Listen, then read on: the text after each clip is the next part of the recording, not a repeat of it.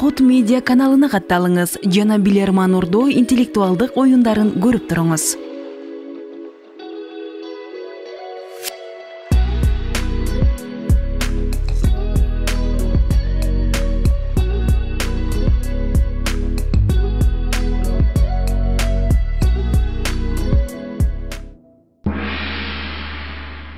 Assalamu alaikum урматтуу телекөрүүчүлөр, кутмандуу кечиңиздер менен. Бүгүн 3 октябрь, жекшемби күн, элтерде кайрадан Билерман Ордо.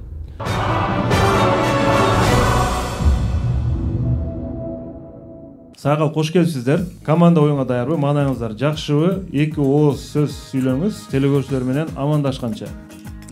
Саламатсыздарбы урматтуу билермандар жана урматтуу алып баруучу көрүүчүлөр. Биз бүгүн командабыз менен аябай мыкты деңгээлде даярданып, 3 ай каникулда эс алып, буюрса жакшы даярданып келдик. Бүгүн сөзсүз турда отабыз. Команда ийгилдерин каалайбыз. Команданын курамындагы Нурмамат уулу Акжол бүгүн биринчи жолу ойноп жатат. Акжол, туурабы? Билерман Ордого сиздин кызыгууңуз кандай, Акжол? Бүгүн сизден бир жакшы билерман чыгат деп үмүттөнүп турабыз. Ушуну актай аласызбы ушул ишеничте? Буюрса актайбыз. Билерман Ордону эсе 10 классынан бери эле көрүп келем. Буга катышуу бизге кыял, максат болуп келген. Акыры ушул максатка жеттик десем болот. Буюрса жакшы результат көрсөтөбүз. Ийгилик сизге. Ийгилик. Демек бүгүн Акжолдун кыялы ишке ашып жатыптыр. Анда эмесе биз, урматтуу телекөрүүчүлөр, оюнду баштадык. Алгач бизге жаңы кошулган телекөрүүчүлөр болсо, аларга биз даректерди эскерте кетели. Барыңыздар, экранга көңүл буруңуздар жана биздин даректерди жазып алыңыздар. Ош шаар Ленин көчөсү 330, Билерман Ордо интеллектуал оюнда деп кат аркылуу почтадан жөнөтүңүздөр. Инстаграмга кирип, Билерман _сызыкча Ордо деп турат. Мына ушул жердеги дарегибиз, биздин расмий бул аккаунтубуз. Ушул жерге катталып, анан бизге суроо жөнөтүңүздөр. Facebook'ta Билерман Ордо деп баракчабыз ачылган. Ал жерге да катталып суроо жөнөтүңүздөр. Жана bilerman_tv3@mail.ru биздин электрондук дарек. Жана ошондой эле YouTube порталынан Билерман Ордо деп издесеңиздер, биз бардык видеолорду ошол жака жүктөйбүз. Кут медиа каналында биздин видеолор. Демек, биздин башкы өнөктөштөр менен тааныштай кетели. Биздин башкы өнөктөш Барбол. Барбол Ош шаарында жайгашкан, адал, таттуу, дайыма жаңы гана продукциялар менен бизди кубандырып келет. Дагы бир өнөктөшүбүз бул Актив Дизайн. Актив Дизайн, полиграфия жана жарнак борбору сиздерден түрдүү буйрутмаларды кабыл алат. Дагы бир өнөктөшүбүз бар, Йома Бургер, мыкты бургер. Сиздерди Йома Бургер тез тамактануучу жайларына чакырат. Ошондой эле бүгүн биздин бул оюнга Түштүк Кореяда эмгектенип жаткан биздин мекендешибиз Нурман Абдылаев деген мекендешибиз Түштүк Кореядан ушул оюнга өзү да суроо жөнөтүр. Жана бул оюнга бүгүн 5000 сом өлчөмүндө акча каражатын салып жибериптир. Ушул билермандарды кичине болсо да колдоп коеюн деп, анан мыкты телекөрүүчүгө дагы өзүңүздөр бөлүштүрүп сыйлык ыйгарып коюңуздар деп жөнөткөн экен. Биз ушул учурдан пайдаланып Нурман Абдылаевке чоң рахмат айтабыз. Жана ошол жактагы мекендештерге дагы салам айтабыз. Ишиңиздерге ийгилик болсун. Анда команда оюнга даяры болсо, биз оюнду баштадык. Эсеп азырынча 0-0. Биринчи раунд.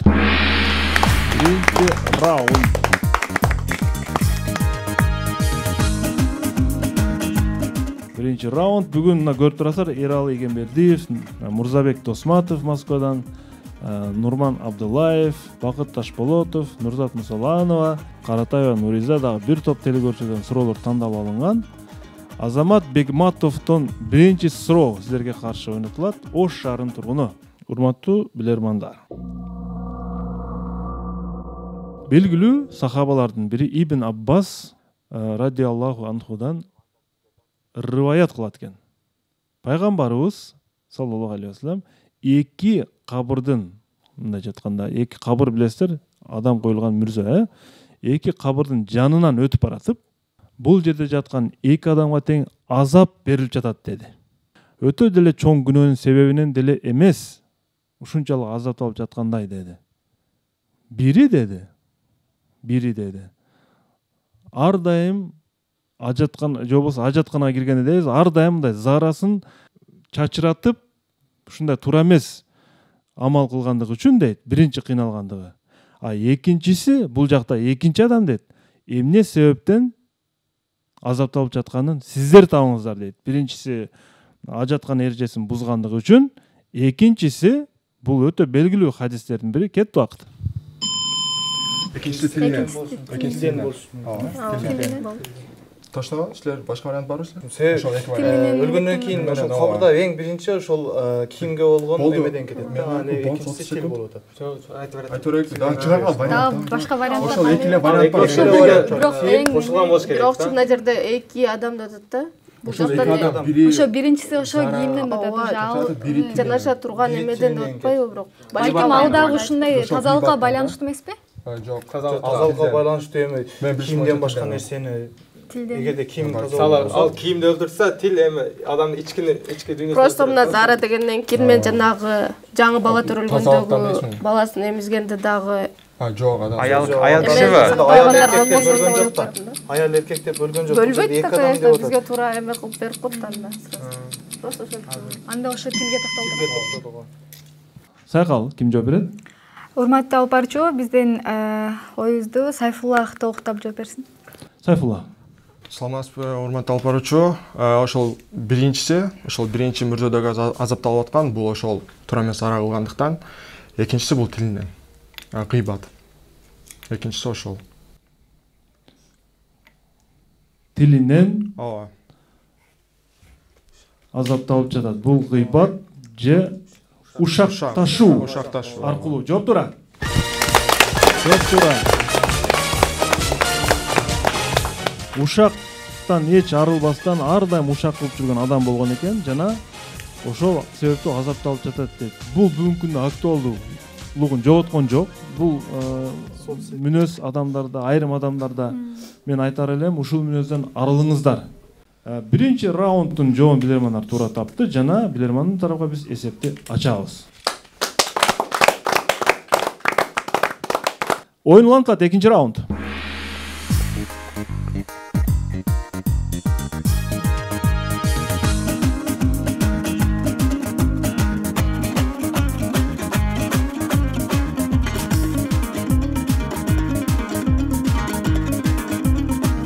Нурзат Мусаланова, Талас облусунун тургуну, силерге каршы суроо берет. Урматтуу билермандар. Белгилүү режиссер Садык Шернияз тарткан Курманжан Датка тарыхый көркөм тасмасы дүйнө жүзүнө белгилүү болду.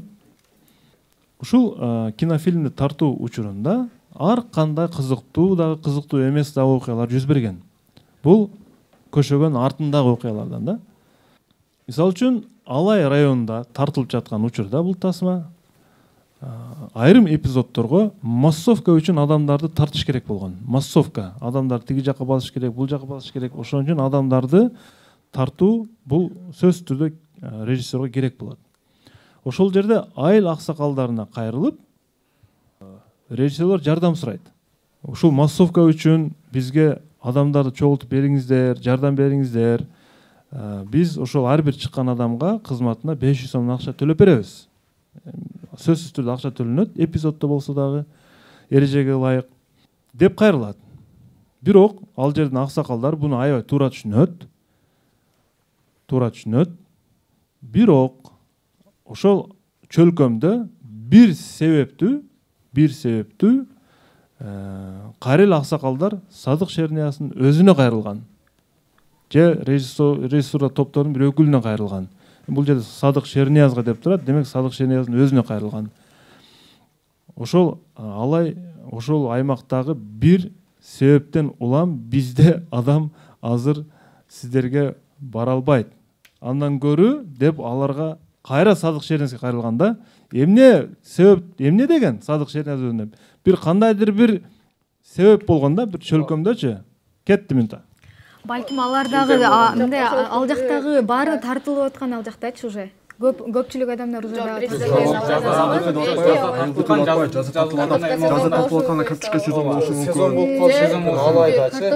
Жок, да, бир вариант бар. Жайлоо болуп калышы. алар жайлоого чыгышабы жайлоо бирок алайда улактар байма-бай болуп турат, ошо улакка кетип калгандыгы үчүн балким Садык Шернияздан эме талап кылынгандыр, жаңагыдай эски кийимдер. Жок, кийимдер ал жерде уже берилген болот да. Өтө көп адам кеткен да. Бош адамдын өзү жок экен, баары тартылып атат. Бош адамдын өзү жок деген болушу да мүмкүн да.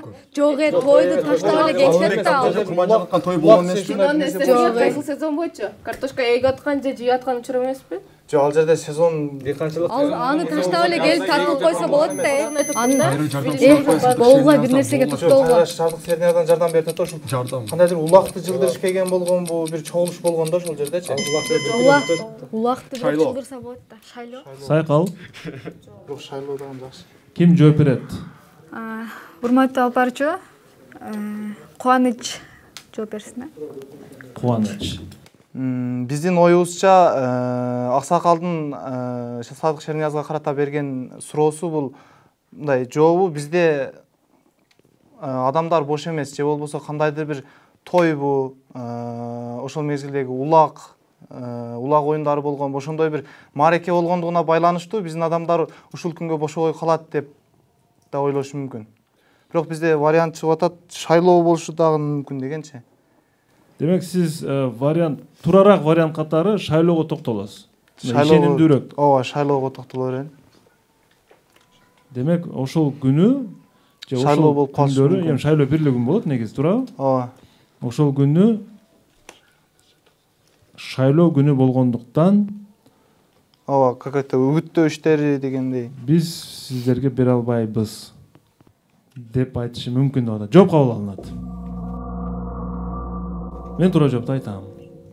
Аксакал Садык Шернияздын бул сунушуна сылыктык менен гана, тескерисинче сиздерден бизге адам керек. Биз 1,5 миң сомдон эле берели. Анткени бизде чөп чабуу жүрүп жатат. Чөп чабууга адам таппай атабыз.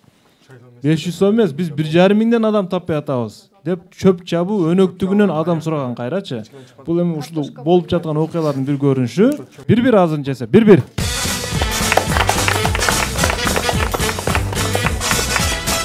Нурзат Мусаламованы куттуктайбыз, Талас облусунун тургуну. Билермандар бул суроону аракет кылышты, бирок туура жооп таба алышкан жок. 3-чү раундга старт беребиз. 3-чү раунд. Бардык билермандар оюнга такай активдүү катышууну мен дагы эскертип кете беремин. Мына ушул команда мүчөлөрү Сайфулла, бардык мүчөлөр. Нуриза Каратаева, Кадамжай район тургуну, учурда Кыргыз-Түрк Манас университетинде окуп жатат. Урматтуу билермандар.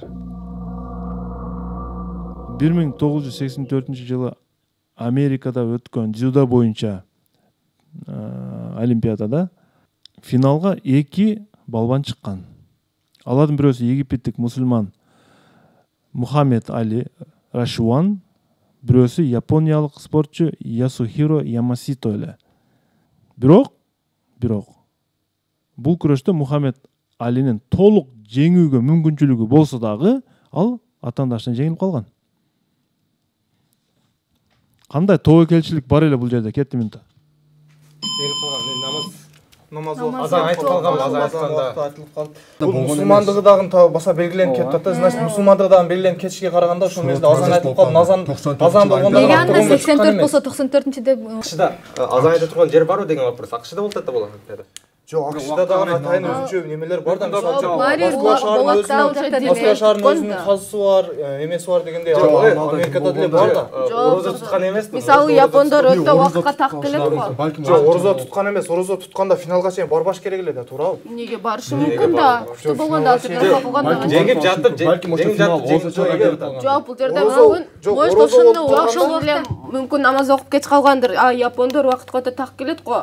Мисалы дүйнөлүк олимпиадада эметер кеч калса сразу поражение кылып коет го. Жегип жаткан учурда деп атат да, жегип жаткан мүмкүнчүлүгү бар эле, бирок анда бар болуп туруп келбей калган да, может, ошон үчүн кеч калып калган.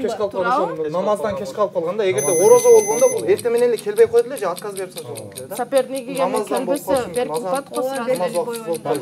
Пешин намаз окуп мусулман дешке караганда ошондой болуп. Ким жооп берет Сайкал? Урматтуу алып баруучу, 30 секундда алсак болобу? Сиздер эсеп азырынча 1-1. 30 секундда эмес, биз берсек 1 минутта беребиз же ортодон жардам ала аласыңар?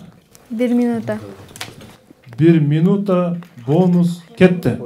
Диним буга жол берген эмес десе, балким ал жыгылып калгандан кийин ал баягынан жыгылып калганда артынан Ал нерсе эмес, ал себеби мусулмандар бир кандайдыр бир себеп болуп атат, дин жол бербей турган. Партерге дейсиңби?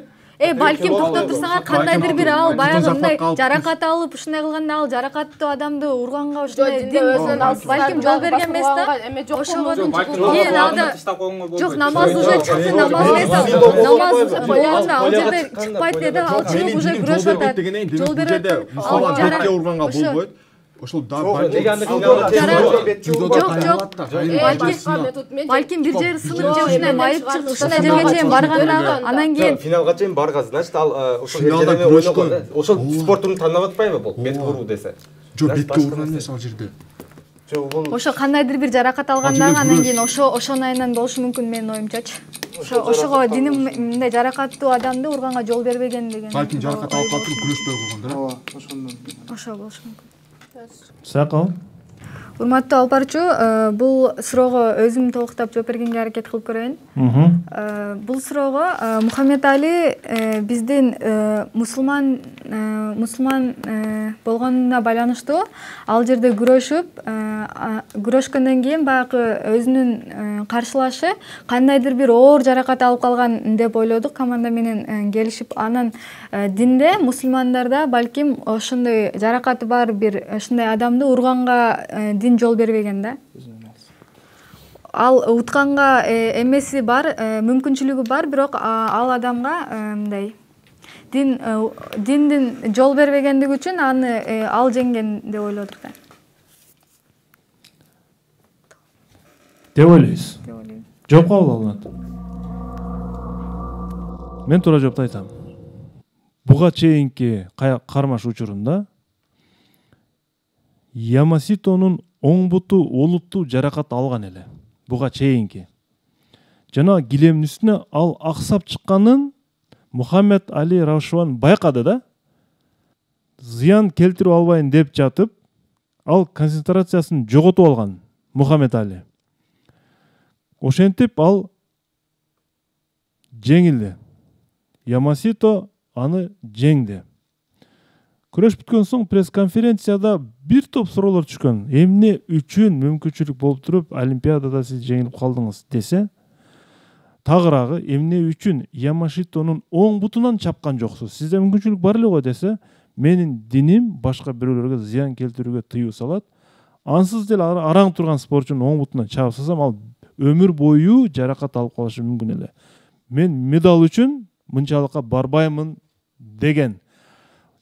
Ушундан кийин ага жылдын эң адептүү спортчусу деген нам ыйгарышкан. Негизинен жооп туура. 2-1. Жаракат алып калгандыгы үчүн. Жалпы эсеп азырынча 2-1. 2-1 оюн улантылат. 4-чү раунд. 4-чү раунд. 4-чү раунд. Урматтуу телекөрүүчүлөр, биз 3-чү турду ойноп жатабыз. Бүгүн 3-чү тур, күзгү сериялар. Сайкал Орозова бир факультеттин студенттери, булар бардыгы бир факультетте окушат. Математика жана информациялык технологиялар тармагы. Ботокөз Жакып кызы Талас шаарынан сиздерге каршы суроо берет. Суроого көңүл бурабыз.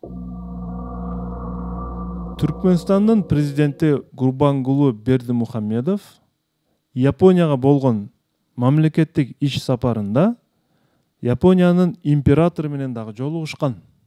Жолугушуудан кийин император өз коногун Унага чейин узатып чыгып, кортеждин ар бир айдоочусуна башын ийип мындай учурашкан императорлордо бул адат, Япондордо негизи эле мына башын ийип таазим кылганда көрүнөт да. Эми сиздерге суроо. Ошол жердегилерге таазим кылып, баарына мындай бир таазим кылганга аракет кылган сиздер эң акыркылардан болуп, император кимдерге таазим кылгандыгын табыңыздар. Кетти минут. Балким ошо Гурбангулу Бердимухамедов. Шофёрдун өзүнө кылган Баарына кылып туруп, аягында ошол Гурбангулу Бердимухамедов өзүнүн личный шофёру. жана машинанын эшин жапкандан кийин да бир таазим кылып турбай жөн турушат го. Ооба. Жок, балким ал Гурбангулу Бердимухамедов салып туруп, андан кийинги аркасында да кортеж кетет, ошолорго дагы неме кылгандыр. Кортеж Жок, ушунда машинаны жапкандан кийин да мынтип туруп андан жөнө түшөт го, баягы Машинаны жаап туруп анан чыккандан гайлерден Мотоциклисттер. Мотоциклисттер өзүнүн адамдары. Может, мотоциклисттер болбойт. Жок, мотоциклисттер болбогон жерде дагы немени кортеж кетет да, президенттик кортеж кетет, андан кийин өзүнөн дагы сопровождать этет да, неме Япониянын өзүнүн. Анан аркасындагыларга да атасыңар ошондой, эң аркасындагы машиналарга чейин. Балким анын алдында машина бир эле машина болуп, баягы өзүнө эле акыркы таазим кылган эмеспи? Мисалы, баарына эме кылып мындай кылып. Күтүп туруп алып, баарын таазим кылып бүткүчү. Балким күтүп деле турат, балким. Жок, машина чыгаргандан кийин Гурбангулу Бердимухамедов машина отургандан кийин болуп кетет да вообще. ооба. Ошондо Гурбангулу. Убакыт бүттү. Сакал. Урматтуу алып баруучу, бул суроого Сайфуллах жооп берсин. Сайфулла. Урматтуу алып баруучу, бизде мындай эки вариант болуп атат. Гурбангулу Бердимухамедов менен чыккандан кийин анын машинага салат. Машина салгандан кийин баарына баш ийип чыккандан кийин аягында ошол Гурбангулу Бердимухамедовдун өзүнүн личный шофёруна баш ийиши мүмкүн. Же болбосо экинчи вариант ушундай болуп атат. Сопровождение деген бар, ошол мотоцикл менен сопровождение болот аэропортко чейин. Балким ошолорго болушу мүмкүн деген ушундай типа эки вариант болуп атат да бизде. Бир вариант айтыңыздар. Ошондо мотоцикл. Сопровождение мотоциклчен коштоп жүргөн ошолорго болушу мүмкүн. Адамдарга таазим кылган эң акыркы болуп, Эң акыркы болуп, ооба. Жооп кабыл алынат. Ордодон дагы вариант сурайын. Кимге таазим кылышы мүмкүн император эң акыркы болуп? Журналисттер коштоп турган үчүн эң акыркы болуп император журналисттерге таазим кылышы мүмкүн. Анткени баягы камера аркылуу элдерге, адамдар карап жүргөн элдерге таазим кылат. Түшүнүктүү. Сиз медиага деп атасыз, жалпы, Семете. Алып баруучу менде да ушундай ой бар эле, эжеке айтты аны. Андан башка экинчи вариант бизде ошол жерде бул өтө чоң делегация келгендиктен алар өздөрүнүн дагы кызматкерлери коштоп жүргөн болот, анын өзү деле. Балким өзүнүн кызматкерлерине дагы таазим кылып коюшу мүмкүн. Жакшы кызмат көрсөткөнү үчүн. Император өзүнүн кызматкерлерине, өзүнүн составын, өзүнүн курамына. Оюңуз түшүнүктүү, вариантыңыз кабыл алдык. Мен туура жоопту айтам. Албетте, жогорку деңгээлдеги мамлекет башчыларынын жолугушуусу сөзсүз түрдө коомчулуктун назарында болот. Өз кезегинде мындай жолугушууларды телевизор аркылуу миллиондогон адамдар көрөт. Император акыркы болуп, операторлорго карап таазим кылган. Видео камера кармап турган операторлорго карап таазим кылган. Эмне үчүн ал мындай кылып атат император? Өзүнүн бул иш аракети менен император сыналгы алдында аны күзөтүп турган миллиондогон адамдарга таазим кылууну назарга туткан. Эсеп 2-2. Телекөрүүчүлөрдүн пайдасына 5-чи раунд.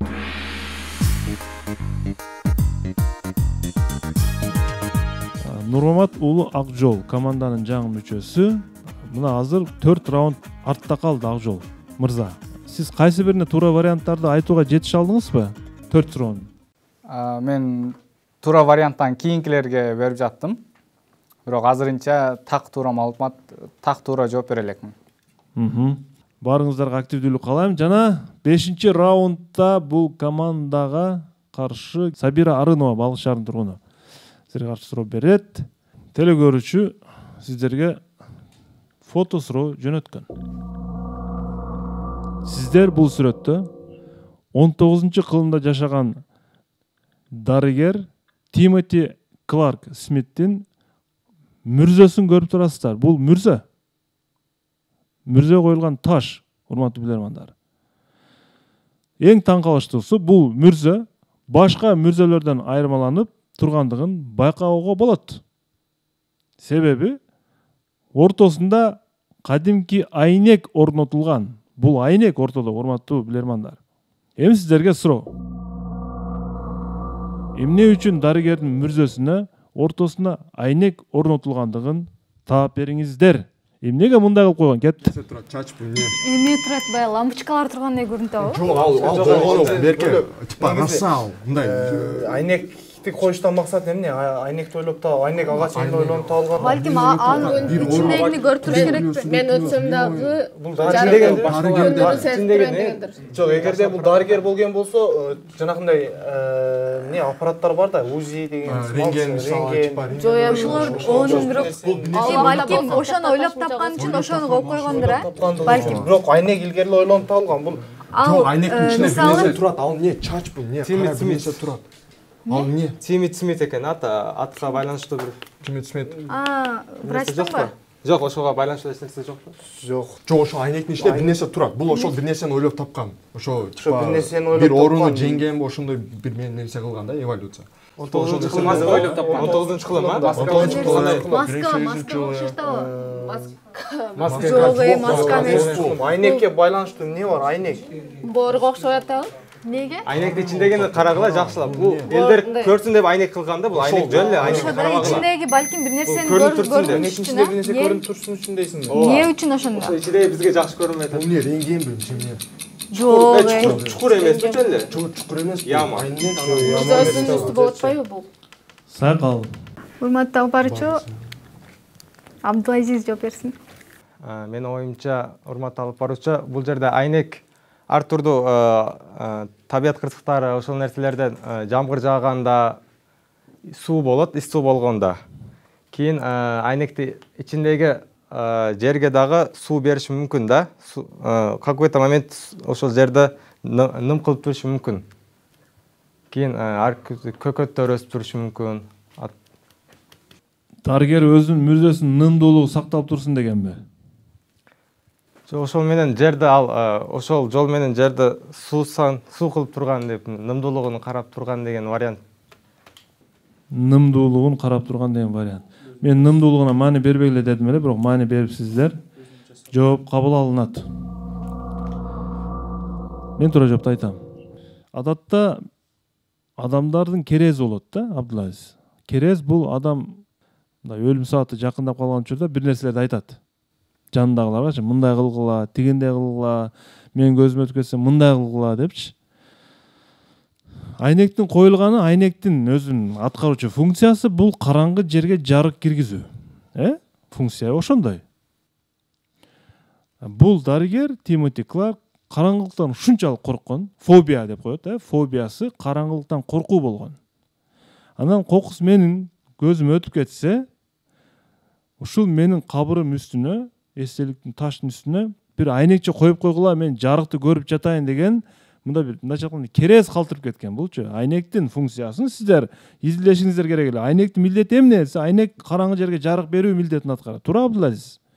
Демек бул ошондой фобияга жакын болушу мүмкүн дагы. Мага айнек коюп бериңиздер, мен жарык кирип турсун, менин тиги кабырыма деген ушундай бир керезин айткан.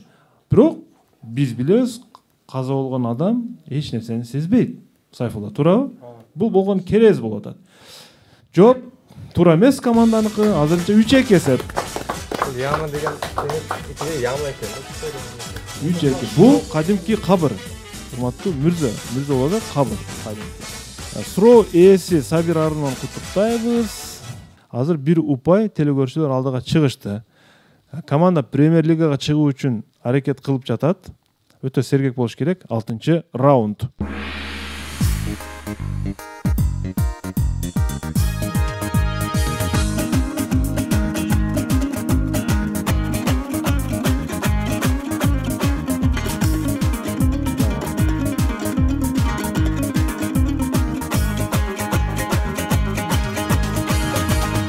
Супер Блиц. 3 суроо. 20 секундадан.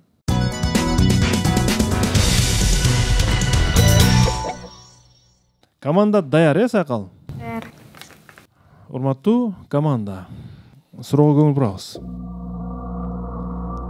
Дүйнөлүк тилдердин катарына орус, англис жана кытай тилдери кирет негизинен. Дүйнөлүк практика көргөзүп жаткандай, экономикасы өнүккөн өлкөлөрдүн тилдери жакшы өнүгөт. Кайсы бир себептен улам? Эмне себептен ал тилдер жакшы өнүгөт? Кетти, 20 секунда. Товар алмашуудан анан көп адамдар адамы көп болсо дагы ошо тил эмеге айланып баштайт го. Бул жерде суу эме болуп атпайбы? Экономикасы эмнеге немеси тил популярдуу болуп атат десе, бул жерде экономикасы өнүккөнгө байланыштуу бир продукциясы бар. Экономика дегенде товар алмашуу эң биринчи ошону алсак болот. Экономикасы нээси болгондон кийин ошол нерсеге көп эме болот. Көбүрөөк товар, экономикага товар жакыныраак болуп атат. Ким жооп берет, Сакал? Урматтуу алып баруучу Акжол мырза жооп берсин.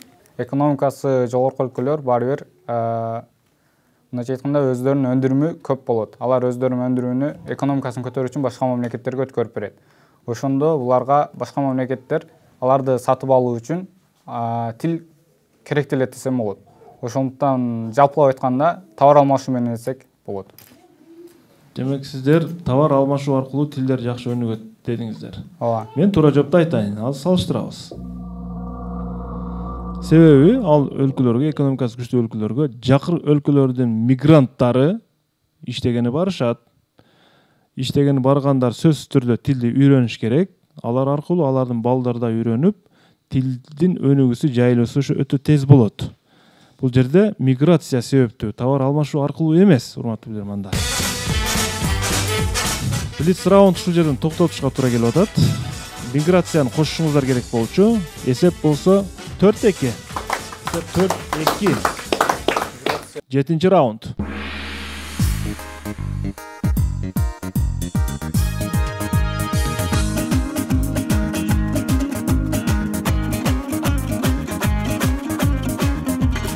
Мурзабек Досматов сиздерге каршы суроо берет Москва шаарынан. Мен суроосун окуйм. Быйыл жайкы эс алууда эмгекти көргүдө мен айылга келип апамдын жанында жүрдүм дейт. Апам менен көп сүйлөшкөнгө аракет кылдым. Ошол күндөрдүн биринде апамдын гүлдөрүнүн жанында туруп калдык. Апам айтты: "Бул роза гүлдөр башкача. Жаңы сорттору. Илгерки чыныгы атыр гүлдөр башкача болчу. Жыттары да өзгөчө болчу. Ал атыр гүлдөрдү булбул гүл деп дагы аташчу. Булбул гүл. Мен дароо билдим. Эмне себептен булбул гүл деп аталышын? Сиздер кандай ойлойсуздар? Эмне үчүн мындай аталып калды? Кетти минута. Балким булбулга окшош болгондо болчу. Коңгуроо гүл дейт да же. Коңгуроо гүлдү баягы өнү чыккан үчүн коңгуроо баягы кыймылдап булбулга окшош үнү чыкпайт да, себеби. Жок, чыгат. Коңгуроо гүлдөн чыгат. Коңгуроодон чыгат, ушундай гүл барбы? Бирок дагы розага байланыштуу деп атат. Роза барга мисалы дейди кара гүл дейт. Мурдагы розаларды биз булбул гүл деп айтабыз деп айткандай атат да. Ооба, знаете, шамал болсо мисалы ал мынтип кыймылданып булбулга окшоп үн чыгарып, анан өзүнүн жыты дагы мурдагы розаларга окшош эмес, азыркылар өтө жакшы эме болгондуктан буларга чымчыктар көп. Азыкларга чымчык конбой калат. Булбул келет да. Булбул келип туруп, нектар бар го. Балким ошонусун жейттир. Жок, гүлгө эмес да, бирок гүлгө эмес ал. Көбүнчө мен ошо эмеге токтолтом, баягы коңгуроо гүлгөчү. Анын зуугу чыккан үчүн. Гүл эмес да, роза гүл. Роза гүл дагы гүлдөрүнүн жанына келип турпайбы? Булбул да, бул жерде булбулдан башка дагы арыны бар. Мындай деп атат. Илгерки эмелерде жыты башкача болчу. Жытыга ошондой эмелер келет да, куштар келет. Сайкал ким жооп берет? Ким жооп берет? Урматтуу алып баруучу Айназик жооп берет. Айназик. Мурда мисалы гүлдөр дагы, куштар да көп болгон, азыркы учурга салыштырмалуу. Ошондо мурда балким ушул роза гүлдөрдүн түрлөрү башкачараак болуп, азыркы учурдагы абалынан көрө. Өзүнүн формасы да мисалы коңгуроо гүлгө окшоп бир аз мындай ийкемдүү болуп, ылдыйды карап турган болушу мүмкүн. Жана шамал болуп же кандайдыр бир табигый кубулуштардын эсебинен ал өзүнөн кандайдыр бир жагымдуу үн чыгарган болушу мүмкүн.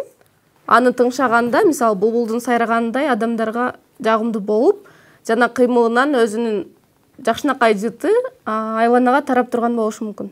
Ушунун эсебинен дагы булбул гүл деп аталган болушу мүмкүн деп биз команда менен ойлонуп токтолдук. Негизги басымды эмнеге жасайсыз? Ошол гүлдүн кандай десем, формасына, анан жытына. Туура жоопту айтам. Булбул гүл деп аталышынын себеби бул роза гүлдөр булбулдун тили чыккандан баштап гүлдөй баштайт жана булбулдун тили катканга чейин гүлдөйт экен. Андан кийинки убактарда гүлдөбөйт. Мына ушул себептен дагы булбулдун атына байланыштырып коюшуптур. Аттиң. Дагы туура эмес жооп берип атасыздар, урматтуу команда. Эсеп 5-2. 8-чи раунд.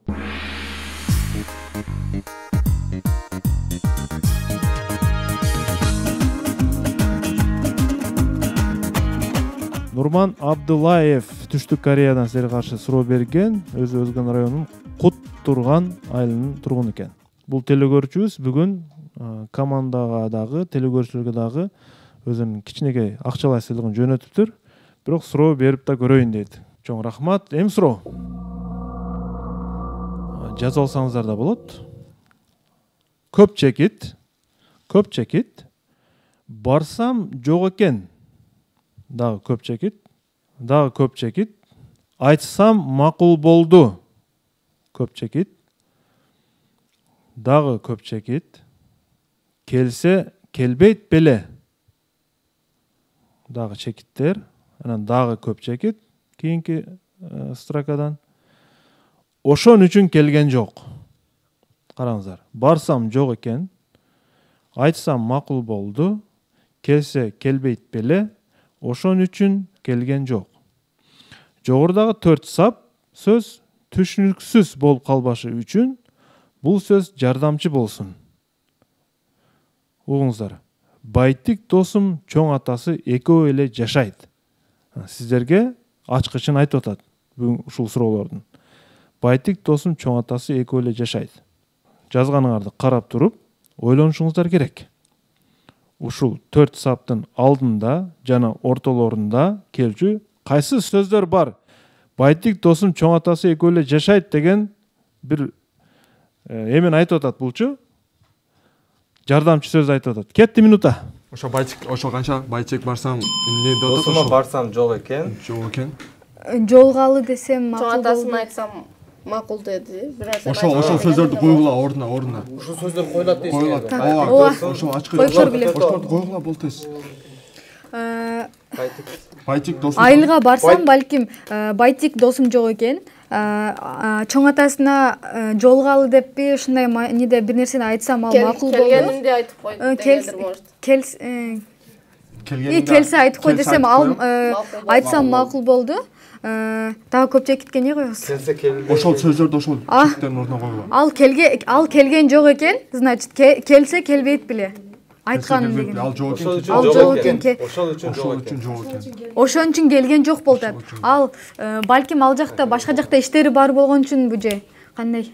Ошол үчүн келген жок. Келген жок. Айылда эмес болобу? Өзү айылда жок болуп атат. Барсам жок экен деп атат. Айылга барсам досум жок экен деп атат. Чоң атасына келгенде айтып коюңуз десем макул болду. Келсе ал келгенде келбейт беле. Ошол үчүн келген. Сайкал. Жооп барбы, жок? Кандай чечимге келдиңиздер? Урматтуу алып баруучу, ордудан жардам сурайбыз. Урматтуу ордо. Жакыныраак келиңиздер. Кетти 20 секундда. Эстегиле. Бул кайсы бир чыгарма же монолог бар да. Айыл деген сөз бар менин. Айыл деген сөз бар да. Бизде бир жерден кандай эки ачкыч сөз айтып ошол сөздү кайталаган өзү. Айылга барсам жок экен. Байтик чоң атасы үч нерсе. Айыл Чоң атасына айтсам макул болду. Ачкыч сөз неле? Жок, бул балким эмедир. Байтик досум чоң атасы экөө эле жашайт, бирок чоң атасын чакырганы барсам, чоң атам бар деди, бирок чоң атасы өтүп кеткен болот да. Чакырсам келбейт экен, каза болуп калышы мүмкүн. Эгер болсо келбейт беле деген. Эгер тирүү болсо келмек деген. Ошол чоң атасы өлүп калган эмес. Ордо. Жардам убакыты бүттү. Команда. Эми ким жооп берет? Өзүм толуктаганга аракет кылып көрөйүн. Бул жерде айылга барсам байтик досум жок экен. чоң атасына айтсам, ал келгенде, досум келгенде, чоң атасына келсин деп айтсам, ал макул болду. Ал келген жок. Байтик досум келген жок. Келсе келбейт беле. Ал башка иштери бар, ошон үчүн келген жок. Сиздер ушундай чечмеледиңиздер, Мен эми телегөрүүчү жазган вариант окуп көрөйүн. Мен Байтик досума барсам, үйүндө жок экен. Биринчи неме бүттү. Мен Байтик досума барсам, үйүндө жок экен. Анын атасына, анан атасына, эгер Байтик келсе, мен үйүмө барсын деп айтсам, макул болду. Айтсам макул болду деген сөз. Кийинкиси, анан мен үйүмө келип, кечке күттүм. Эгер досум үйүнө келсе, анда мен үйүмө келбейт беле. Ошон үчүн келген жок. Кийинкиси, ал үйүнө келбептир да. Ошон үчүн келген жок. Мына толуктап атат да, ал үйүнө келбептир да, ошон үчүн келген жок дейт. Мен Байтик досума барсам, үйүндө жок экен. Анан атасына, эгер Байтик келсе, мен үйүмө барсын деп айтсам, макул болду. Анан мен үйүмө келип, кечке күттүм. Эгер досум үйүнө келсе, анда мен үйүмө келбейт беле. Ошон үчүн келген жок дейт. Салыштырабыз эми. Семетей мырза, жакындашуу маңыз барбы? Жоуда маңыз бар. Биз ойлогонбуз, сиз айткан көп чекиттин ордунда сөз бар деп. Көрсө толук бир фразалар бар экен. Туурабы? Ооба. Бир 4-5 сөздөн турган фразаларды айттыңыз сиз. Сүйлөм кетип атат, кадимкидей сөз айкаштары кетип атат. Биз ойлогонбуз, бир гана сөздү коет депчи. Ошон үчүн команда Байтик, атасы анан Айыл дегендей болуп калды. Жашаса Айылда жашаса керек депчи.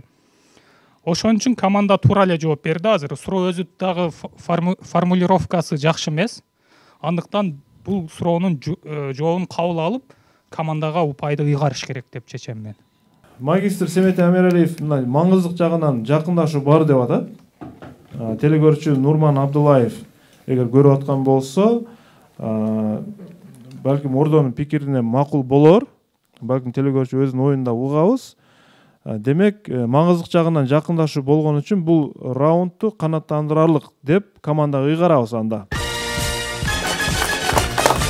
Эсеп 5-3 суроо Нурман Абдуллаевка биз ыраазылык билдиребиз суроосу үчүн. Жана оюн улантыла турган болуп калды. 9-чу раунд.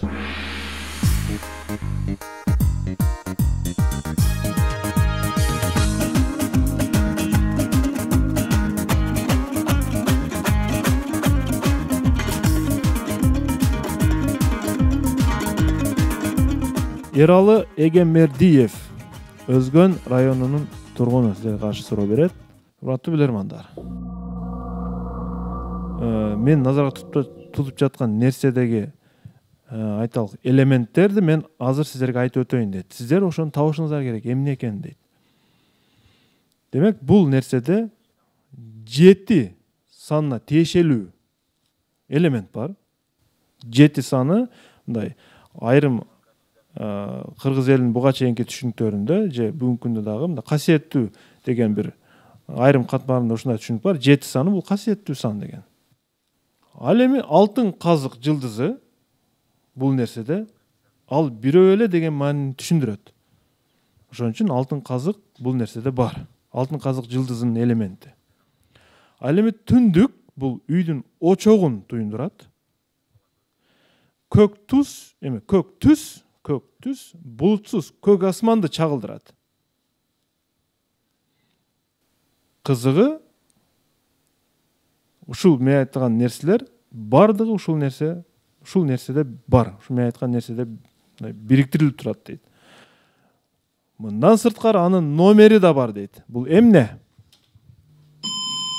Балким кандайдыр бир эми баягы химия Жето болсашпы? Көк асман мисалы эме бар. Жо 7 саны алтын казык, түндүк, алтын казык, көк түс. Бирөө эле деп атат. Бирөө эле ал не деген? Анда түндүк дагы бар. Кандайдыр бир талаш нерсе да, 7 же 1-6 дегенчи. Мисалы Бишкекти алтын казык ал бирөө эле түндүк түс. Бишкекти алтын казык десек мисалы. Жо көк түс номер. 7 Номери бар деп. Номери бар деп атат. Номер айтса болгон мисалы. Нумерация болгон адам башка дагы нерселерди ойлонгула, бир эмеге токтолгула. Азыр мисалы химияда бир элемент болушу мүмкүн. Мен оюмча көк түстөгү Манаста Ашеко балким ошондойлор нерсе эмеспи? 6 сан деген бар. 6 саны манастын өзү болуп калат. Бирөө гана 6 саны бирөө дегенди гана түшүндүрүп атат дейт. Түндүк, көк түсчү.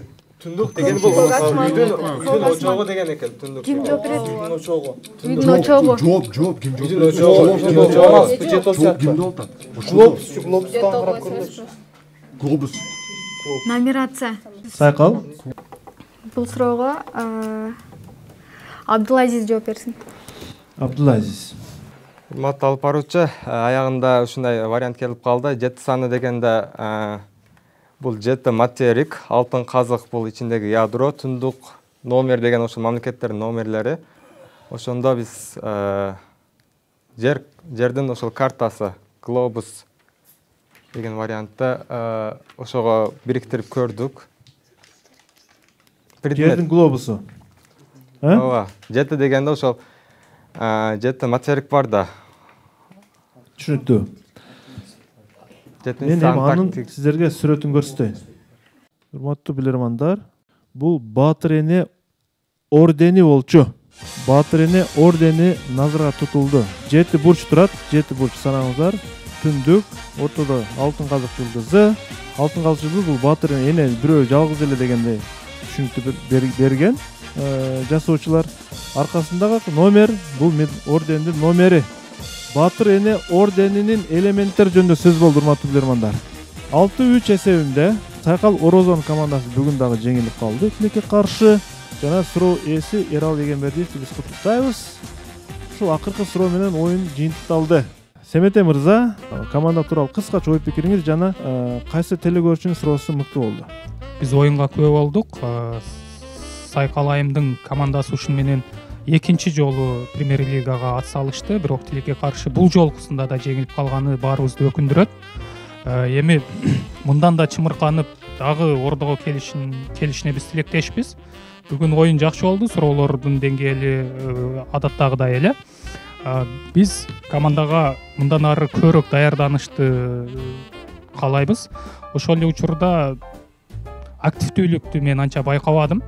Мындай ызылдап арыдай бир талкуу жүргүзүшкөндө балким бүгүн көрсөткүч башкача болобу эле деген ой да.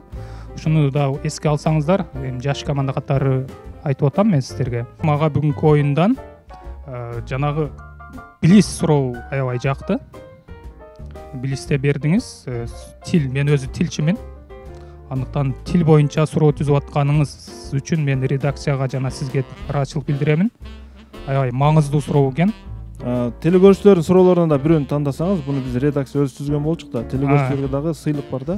Бардык эле суроолор жакшы экен, бирок мага өзгөчө жакканы ошо Япониядагы президенттердин делегациясы болду. Түркмөнстандын президенти Бердимухамедовдун баргандыгы жөнүндөгү суроо.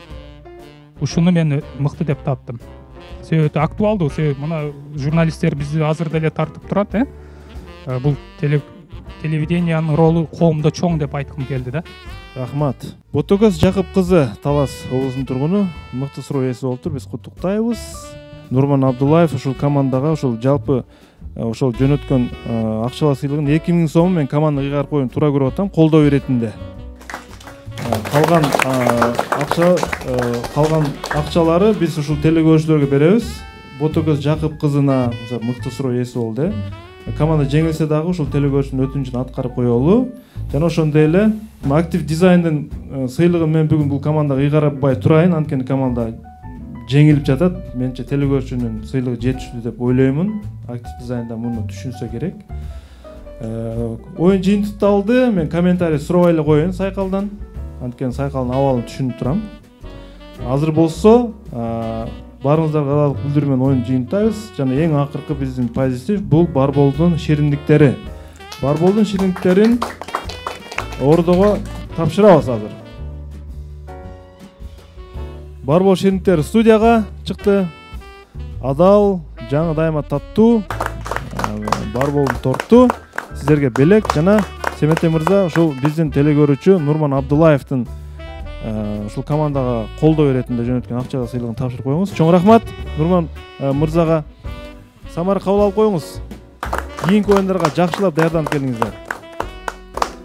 Ушуну менен урматтуу телекөрүүчүлөр, оюнубуз соңуна чыкты. Суроо күтөбүз сиздерден.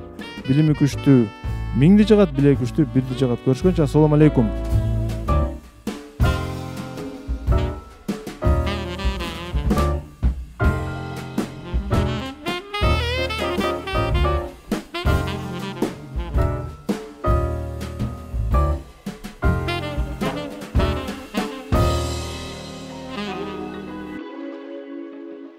Кут медиа каналына катталыңыз жана Билерман Ордо интеллектуалдык оюндарын көрүп туруңуз.